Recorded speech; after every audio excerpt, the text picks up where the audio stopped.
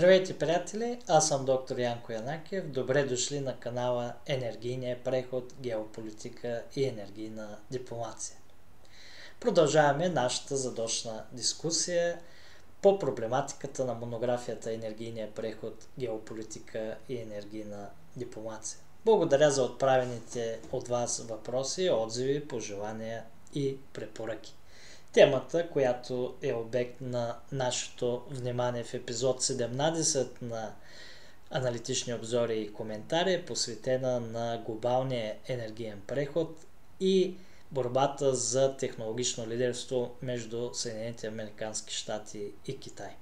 По-настоящем, след първата глобална енергийна криза, светът навлиза в нов етап на технологична конкуренция и борба за глобално технологично лидерство, които надхвърлят традиционните представи за икономическа мощ и сила и променят контурите на международните отношения и поставят под въпрос установените норми на технологично сътрудничество. Технологичните взаимозависимости се преразпределят, тъй като държавите се стремят да засилят конкурентоспособността си чрез индустриални политики и осигурят достъп до авангардни технологии. Ставаме свидетели на преминаване към свят, в който геотехнологичните сфери и стремежът към технологична хегемония определят не само надпреварата за контрол на технологиите, които ще оформят бъдещето, но и как си взаимодействат цифровизираните икономики и общества. Наред с развитието на технологиите, свързани с индустрия 4, като изкуствения интелект, интернет на нещата, облачните технологии, 5G, роботиката, суперкомпютърните системи и квантовите изчисления, биотехнологиите и други хай-тек, водещо място в индустриите и инвестиционните стратегии на големите световни икономически сили имат възобновяемите и нискоенергийни технологии, както и свързаните с тях вериги за доставки, които играят важна роля в глобалния енергиен преход и достигането на климатично неутрална икономика. Всички тези технологии са в основата на развитието на ново поколение индустриална база и са обект на ожесточена надпревара за конкурентно технологично, икономическо и стратегическо предимство. По-настоящем индустриалната политика преживява нов ренесанс, като преобръща глобалните вериги за доставки, прекроява индустриите от полупроводници до слънчеви панели и повишава нелинността и неопределеността на глобалните геополитически и търговски перспективи. Последствията от тази нова ера на индустриална политика се очакват да бъдат дълбоки и по-значими, особено в няколко взаимосвързани области. Това са геополитика и сигурност, енергиен преход, както и търговия и устойчивост. Въпреки безпрецедентната взаимозависимост и взаимосвързаност на света, на съвременния етап от технологичната революция започна пряко съперничество между Съединените американски щати и Китай, което засегна болезнено цялата глобална технологична мрежа, която старателно бе изграждана през последните няколко десетилетия. На практика, не много отдавна на технологичната карта на света се появи нов, мощен, индустриален и иновационен център – Китай, който успори технологичното господство на Съединените американски щати и който не само се бори за лидерство в технологичната надпревара, но и демонстрира, че американското производство не е константна даденост. САЩ, отдавна са смятани за бастион на технологичните иновации, се оказаха въвлечени в битка с високи залози с Китай, държава, която, както в предишните епизоди отбелязахме, за сравнително кратък период претърпя бързо индустриално-технологично развитие, от сглобяването на чуждестранни компоненти към производството на свои собствени усъвършенствани продукти в производството на множество промишлени стоки, които се придвижиха значително по веригата на стойността. Това съперничество, което започна като надпревара за икономическо надмощие и технологични иновации, се превърна в нюансирана и стратегическа конфронтация, тъй като обхваща не само икономически и технологични измерения, а се разпростира и в сферата на националната сигурност, политика и глобално влияние. Ескалиращото технологично противоборство между Съединените американски щати и Китай през последните 2 години дава повод на анализаторите да го определят като технологична студена война. Повод за това са търговските войни и прекъсванията на веригата за доставки, издигането на митнически и експортни ограничения, които се използваха като арсенал и предизвикаха шокови вълни в световната икономика. Технологичният индустриален сектор като критична база на икономиките на двете държави стана причина за пренареждане на веригите за доставки, като компаниите преоцениха своите зависимости и потърсиха алтернативи за смекчаване на рисковете. Настоящата нова вълна на индустриалната политика води началото си от Китай през 2015 година, когато Пекин инициира своя план Made in China 2025, а през 2018 година стартира стратегията си China Standards 2035.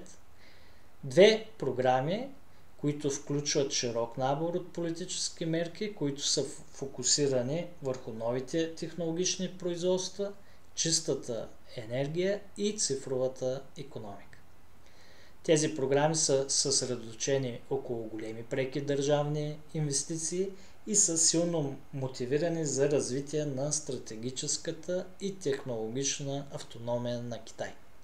Чрез тях Пекин цели не само да ограничи своята зависимост от напредналите икономики и технологичните лидери в света, но и водещите китайски технологични компании да определят глобалните стандарти за нововъзникващи технологии, като например 5G, интернет на нещата и изкуствения интелект, като по този начин сигнализират за излизане от ерата на глобализацията в технологиите.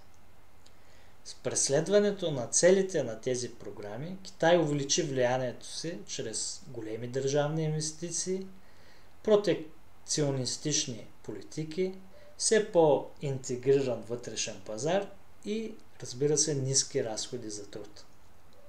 От 2020 година китайските инвестиции в чисто производство се ускоряват драстично, като през 2023 година Пекин инвестира над 500 милиарда щатски долара в зелени индустрии, което представлява около 3% от неговия брутен вътрешен продукт. Вече имахме възможност в предишните епизоди да споменем, че Китай се превърна в най-големия производител и износител на нисковъглеродни енергийни технологии за възобновяема енергия, а също и в най-голям инвеститор в проекти за чиста енергия по света. Страната притежава най-малко 60% от световния производствен капацитет за технологии като слънчева енергия, вятър и батерии, 40% от производството на електролизери, както и доминира в сектора за производството на електрически превозни средства. Благодарение на вертикалната интеграция, икономиите от мащаба и дългите криви на обучение, китайската индустрия за батерии вече е конкурентно способна, дори без да получава дотационна национална подкрепа и да бъде подкрепена с специални политики от китайското правителство. По-настоящем САЩ се стремят да съхранят своето предимство в технологичната надпревара, като са на върха на компетенциите, технологиите и активите. Вашингтон вижда решението на този проблем в увеличаване на собствения си технологичен потенциал, преструктуриране на глобалните производствени вериги, но заобикаляйки Китай, санкционен натиск и консолидация с най-близките си съюзници и партньори, преди всичко Европейския съюз, Япония, Южна Корея, както и китайската провинция Тайван. А Тайван се определя като глобален стратегически център за технологии от следващото поколение. Подчертавам, технологии, глобален стратегически център за технологии от следващото поколение. Пред формулирания вътрешен и международен отговор на технологичния възход на Китай още през 2018 година по време на президентския мандат на Доналд Тръмп, който беше между 2017 и 2021 година, САЩ се стремят да защитят технологичното си предимство, като предприеха редица мерки за ограничаване на износа на стратегически технологии за Китай и контролират чуждестранните инвестиции. Естествено, Пекин отговаря с контрамерки, като налага широки експортни и инвестиционни ограничения на американските компании. Промените в индустриалната политика в Съединените американски щати започват при управлението на 46-я президент на щатите Джозеф Байден. В периода 2021-2022 година под въздействието на икономическия шок от пандемията от COVID-19 и глобалния енергиен преход, президентската администрация предприе стъпки по отношение на утвърждаването на нова американска индустриална политика. Приети са 3 ключови закона. Закон за инвестициите в инфраструктурата и заетостта през ноември 2021 година, Закон за създаване на полезни стимули за производство на полупроводници и наука от август 2022 година, това е известният акт ЧИПС, и Закона за намаляване на инфлацията, приет през август 2022 година. По този начин конкуренцията за технологичното лидерство между САЩ и Китай взе нов обрат, тъй като надпреварата на двете държави да субсидират индустриите си започна да набира сериозна скорост. С приемането на най-големия пакет от вътрешни мерки за климата, с кавички тройния удар за иновациите, инвестициите и индустриалната политика, на практика на американския бизнес се предоставят над 3,5 трилиона щатски долара инвестиции. Законът за намаляване на инфлацията съчетава предоставянето на безвъзмездни средства, данъчни стимули и гаранции по заеми, като се фокусира и върху добавената стойност в 5 индустрии. Това са електрически превозни средства, батерии, вятърна и слънчева енергетика, нововъзникващи технологии за производството на зелен водород и улавяне на въглерод. Това трябва да подчертаем, е едно от най-големите публични инвестиционни предложения в историята на Съединените американски щати, което е предназначено да осигури структурирани стимули и стабилна среда за чиста енергия, не само в краткосрочен, но и в дългосрочен план. Погрешно е схващането, че данъчните кредити за възобновяемите технологии, които законодателството предоставя, важат само за следващите 10 години, т.е. до 2032 година. Данъчните кредити могат да се предлагат за много по-дълго време, може би дори и през следващите 20 години, тъй като те ще се прилагат докато електроенергийният сектор на САЩ достигне 25% от емисиите на въглероден двуокис за 2022 година. И това е ключовия момент. тъй като според прогнозите Съединените американски щати достигат прага на емисиите от 25% едва в края на 2040 година. Това прави много по-вероятно предлаганите данъчни кредити да бъдат достъпни за десетилетия напред, създавайки огромни инвестиционни възможности за възобновяемите технологии. Законът има за цел не само да се справи с десетилетията на китайско и в по-малка степен европейско господство в изборените по-горе области, но и да позволи на Съединените щати да увеличат своя дял в експорта на зелени технологии и климатично неутрална продукция, както и да бъдат променени чистите глобални вериги на стойността. Като се основават на индустриалната си политика на дял от общите разходи по проектите, САЩ се стремят да ловят сегменти с висока добавена стойност, вместо да изграждат цяла верига за доставки. Законът за намаляване на инфлацията, трябва да подчертаем, че променя кардинално икономиката на технологиите за чиста енергия и електрическите автомобили, не само в Съединените американски щати, но и в останалия свят.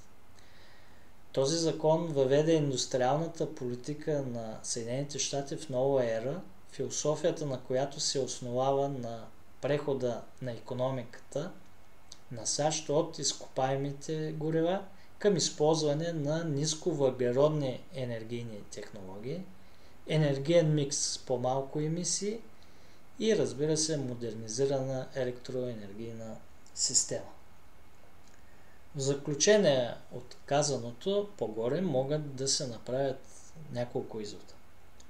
На първо място, ескалиращото технологично съперничество между САЩ и Китай, което еволюира в технологична студена война, има дълбоки последици за геополитиката и технологиите, които ще оформят траекторията на динамиката на глобалното влияние и глобалното лидерство в бъдеще. На второ място, студената технологична война между САЩ и Китай представлява огромно предизвикателство за политиците, за бизнеса и за международните институции. Постигането на деликатен баланс между запазването на националната сигурност, насърчаване на иновациите и поддържането на глобалното сътрудничество е наложително, за да се избегне разпокъсана и изолирана технологична среда и да се утвърди така наречения технонационализъм като глобална норма. На трето място, технологичният конфликт между САЩ и Китай вероятно ще се засилва и ще бъде продължителен. Предвид дългогодишното взаимно проникване на икономиките на двете държави, както и дълбоко преплетените вериги на доставки и търговски натиск, както в Щатите, така и в Китай, вероятно ще попречат на пълното отделяне на американските и китайските технологични активи. На четвърто място, влошаването на отношенията между САЩ и Китай може да забави, дори и провали енергийния преход. Технологичната война между двете държави може да наруши глобалната икономическа интеграция, което да доведе до повишаване на разходите за чиста енергия и разпространението на свързани технологии. На пето място, сближаването между Пекин и Вашингтон е малко вероятно да бъде свещения грал, който осигурява плавен и бърз енергиен преход. Но както показаха резултатите от срещата на върха в Сан-Франциско през ноември месец 2023 година, държавните глави на САЩ и на Китай се споразумяха да ограничат емисиите на метан в своите страни и да утроят глобалния капацитет за възобновяема енергия, което постави основата за широки многостранни споразумения по тези въпроси на конференцията на ООН по климата КОП-28 в Дубай.